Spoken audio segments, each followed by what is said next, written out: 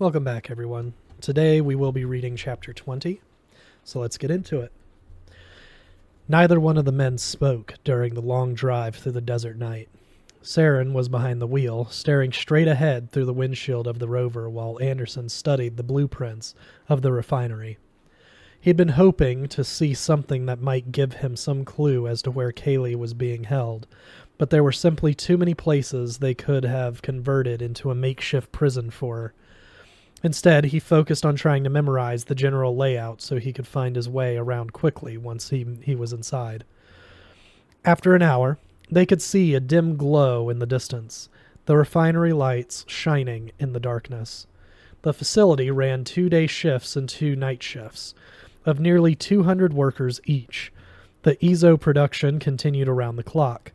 To accommodate such enormous labor requirements, the refineries offered free room and board to employees and their families in the surrounding work camps.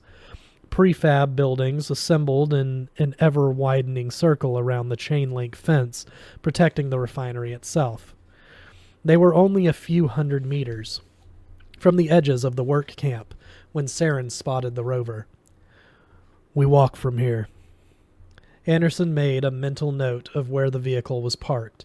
He'd have to find a way back here, through the dark after he found Kaylee. If he got lost, he doubted Saren would bother to come looking for him. He grabbed his pistol, but hesitated before taking his assault rifle. The pistol had a silencer on it, but the assault rifle was loud. One burst from that, and the whole place would know he was there. Plus, it was a lot easier to pick your targets carefully with a pistol than an automatic weapon. "You'll need that," Saren advised him, noticing his indecision. "Most of the people in that plant are just ordinary workers," Anderson replied. "They won't even be armed.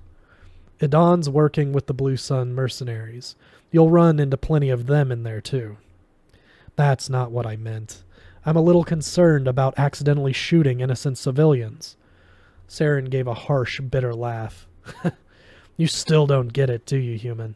Most of the workers in these camps own firearms. This refinery represents their livelihood. They aren't soldiers, but once the alarms go off, they will try to protect it." "You're not here to destroy the plant." "We're not here to destroy the plant," Anderson objected. "All we have to do is grab Quan, Idon, and Kaylee and get out. They don't know that. When they hear sirens and bullets, they'll think the plant is under some kind of terrorist attack. You won't be able to pick and choose your targets when half of them are running around in a blind panic and the other half are firing guns at you. If you want to make it through this mission alive," Saren added, "you better be willing to shoot civilians if they get in your way, because they'll be more than willing to shoot you. Necessity is one thing. But how can you be so cold about killing innocent people?" he asked in disbelief. "Practice. Lots of practice." Anderson shook his head and took the assault rifle, though he promised himself he wouldn't use it unless absolutely necessary. He folded it down and snapped it into the armor slot on his back, just above the belt. When he slapped the pistol into the slot on his hip, where he could easily grab it if necessary. "We'll split up," Saren told him. "I'll head east. You go around the other way." "You promised me a 30-minute head start before you go in," Anderson reminded him in a hard voice. "You'll have your 30 minutes, human. But if you're not here at the rover when I get back, I'm leaving you behind." Anderson quickly made his way through the darkness to the edges of the work camp. Although it was the middle of the night, the place was buzzing with activity. Because of the staggered shifts at the refinery, there were always people who were recently getting off work or just about to start. The camp was like a small city. Over 1,000 families made their homes here.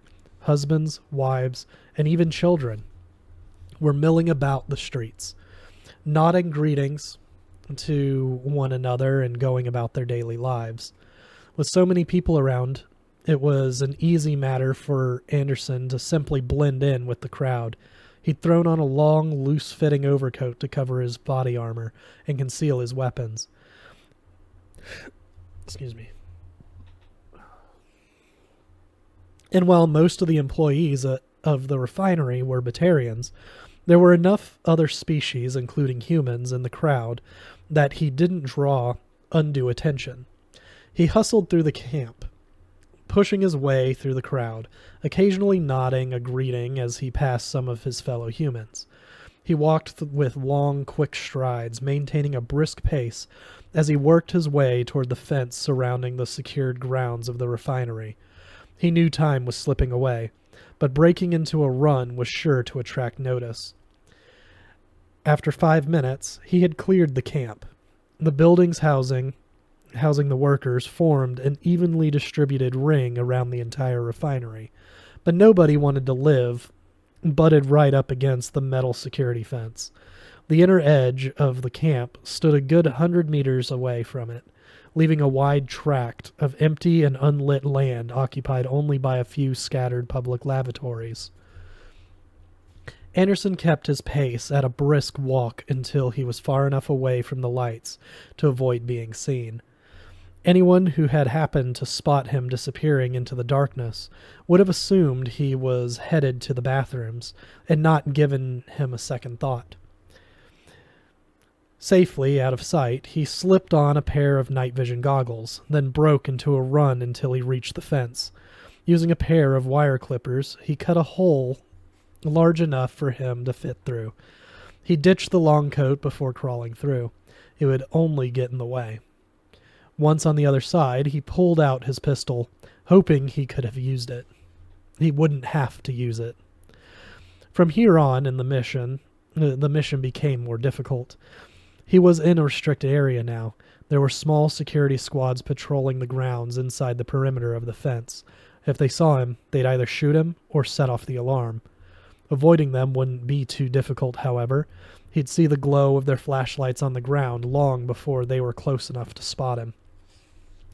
Cautiously, making his way across the grounds, he approached a corner of the refinery.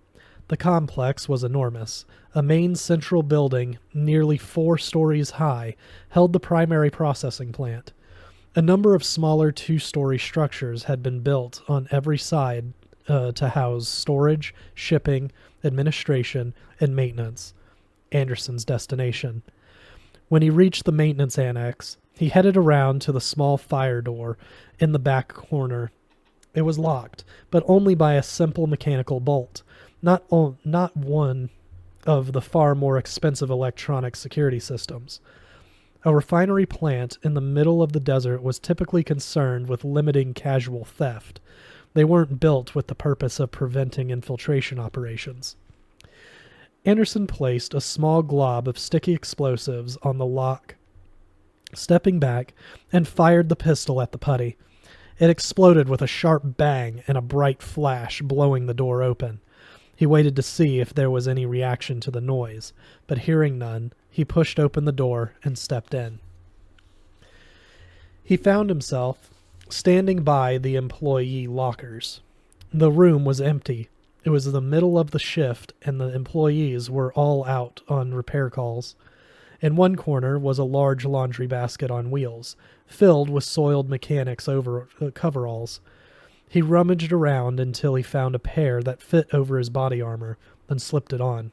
He had to remove his pistol and assault rifle. He didn't want to be fumbling beneath the coveralls to grab them if needed. He stuffed the pistol into the deep hip pocket of the coveralls. He didn't unfold the assault rifle, but wrapped it in a large towel he found in the laundry. The disguise was far from perfect, but it would allow him to explore the plant without attracting too much attention. Seen quickly from a distance, most people would just assume he was one of the maintenance crew headed to a job and ignore him. He rolled up the sleeve of the coveralls and glanced at his watch. 15 minutes gone. He'd have to hurry if he wanted to find Kaylee and get out before Saren started his mission. Waiting on the outskirts of the work camp, Saren glanced at his watch. 15 minutes has passed. Anderson was no doubt somewhere deep inside the refinery by now, too far in to turn back. stashing his weapons beneath a long coat in much the same way Anderson had done when he'd wanted to pass unnoticed through the camp. The Turian stood up and marched toward the buildings. He waited long enough. It was time for his own mission to begin. Anderson navigated through the numerous halls, passing from the maintenance building into the main refinery. His heart began to pound when he saw his first employee heading his way. But the Batarian woman only glanced at him for a second, then looked away and continued on past without saying a word. He passed several more employees as he made his way up and down the halls, but none of them paid him any attention either. He was beginning to grow frustrated. He didn't have time to search the entire facility. He'd assumed they'd be keeping Kaylee on the lower floors, but he was still going to need some luck if he wanted to locate her in time. And then he saw it, a sign saying, "No admittance." Beside a stairwell leading down to what he remembered from the blueprints was a small equipment storage room. The sign was so clean it almost sparkled. Obviously, it had only been placed there in the last few days. He hurried down the stairs. At the bottom were two heavy-set Batarians, each marked with blue sun tattoos on their cheeks. They looked bored, slouched down in chairs on either side of a heavy steel door, their assault rifles propped up against the wall beside them. Neither of the guards was wearing body armor. Understandable, given the nature of their assignment. They'd probably been sitting here all day, and body armor was hot and heavy. Wearing it for more than a few hours at a time was incredibly uncomfortable. The guards had already seen him, so Anderson just kept on walking straight toward them. Hopefully, they'd been warned to be on the lookout for a Turian Spectre. If that was the case, a human in maintenance coveralls wouldn't seem like much of a threat. When he reached the small landing at the bottom of the stairs, one of the mercs stood up and stepped forward, grabbing his assault rifle and pointing it at Anderson's chest. The lieutenant froze. He was less than 5 meters away. At this close range, there was no possible way he'd survive if the merc pulled the trigger. "What's that?" the guard asked, pointing the barrel of his gun to indicate the towel-wrapped assault rifle Anderson was carrying tucked under his arm. "Just some tools. Gotta keep 'em dry." "Put the package down." Anderson did as he was told, setting the assault rifle on the floor carefully to make sure the towel didn't slip and reveal what was concealed beneath. Now that Anderson was no longer carrying anything that might be a weapon, the guard seemed to relax, lowering his own rifle. "What's the matter, human?" he demanded. "Can't you read Batarian?" This drew a guffaw from his partner, still slouched in his chair. "I need something from the equipment room," Anderson replied. "Not this one. Turn around." "I have an authorization slip here," Anderson said, fumbling around in his pocket as if trying to dig it out. The Batarian was watching him with an expression of bored annoyance, totally oblivious as Anderson wrapped his hand around the handle of his pistol and slipped his finger over the trigger. The roomy pocket of the coverall allowed him to tilt the barrel of the pistol up just enough to bring it in line with the guard's midsection. He fired twice, the bullets shredding through the fabric of the coveralls and lodging themselves in the merc's stomach. The Batarian dropped his rifle in surprise, stumbling back and instinctively clutching at the holes in his gut. He hit the wall and suddenly slid down to the floor, blood seeping out and welling up from the fingers he had pressed over the wounds. His partner looked up in confusion. Because of the silencer, the pistol shots had been muffled to a faint zip-zip that he probably hadn't even heard. It took him a second to realize what had happened. With an expression of dawning horror, he went for his own weapon. Anderson whipped the pistol out of his pocket and fired 2 shots point blank into the second guard's chest.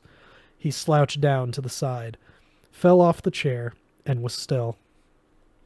Anderson whipped the pistol back toward the first guard, still sitting motionless on the floor with his back to the wall. "Please," the mercenary begged, finally figuring out who Anderson was with. "Scar's the one who gave the order to execute those Alliance soldiers. I didn't even want to kill him." "But you did." Anderson answered, then fired a single shot right between the Batarian's eyes. He stripped off the coveralls, snapped the pistol back onto his hip, and unwrapped the assault rifle, unfolding it so it was ready to go. Then he kicked open the door.